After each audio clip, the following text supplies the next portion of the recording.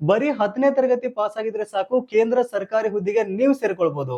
ಹೌದು, 10ನೇ ತರಗತಿ ಪಾಸ್ ಆದವರಿಗೆ ಬರೋಬ್ಬರಿ 9,195 ಸಿಆರ್ಪಿಎಫ್ ಕಾನ್ಸ್ಟೇಬಲ್ ಹುದ್ದೆಗಳಿಗೆ ಆನ್ಲೈನ್ ಮೂಲಕ ಅರ್ಜಿನ ಕರೆದಿರುವಂತದ್ದು. ಯಾರೆಲ್ಲ ಅರ್ಜಿ ಸಲ್ಲಿಸಬಹುದು, ಕೊನೆಯ ದಿನಾಂಕ ಏನು, ಅರ್ಜಿ ಸಲ್ಲಿಸತಕ್ಕಂತ ನೇರವಾದ ಲಿಂಕ್ ಬಗ್ಗೆ ತಿಳಿಸ್ಕೊಡ್ತೀನಿ.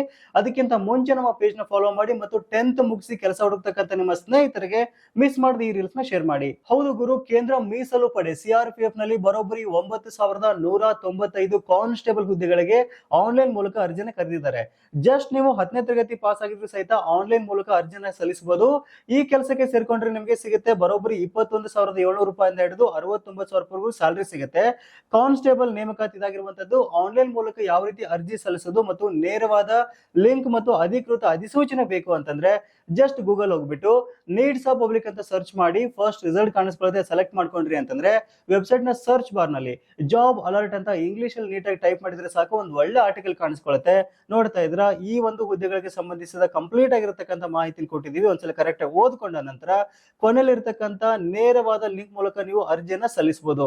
ಅರ್ಜಿ ಸಲ್ಲಿಸೋಕ್ಕಿಂತ ಮುಂಚೆ ಅಧಿಕೃತ ಅಧಿಸೂಚನೆ ಒಂದ್ಸಲ ಡೌನ್ಲೋಡ್ ಮಾಡ್ಕೊಂಡು ಓದ್ಕೊಂಡು ನಂತರ ಅರ್ಜಿ ಸಲ್ಲಿಸಿ, ತುಂಬಾ ಉತ್ತಮ ಅಂತ ಹೇಳ್ಬೋದು.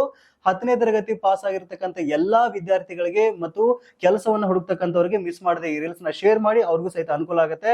ಮತ್ತು ಇದೇ ರೀತಿಯ ಜಾಬ್ ಅಪ್ಡೇಟ್ಸ್ ಗಳಿಗಾಗಿ ನಮ್ಮ ಪೇಜ್ ನ ಈ ಕೂಡಲೇ ಫಾಲೋ ಮಾಡ್ಕೊಳ್ಳಿ.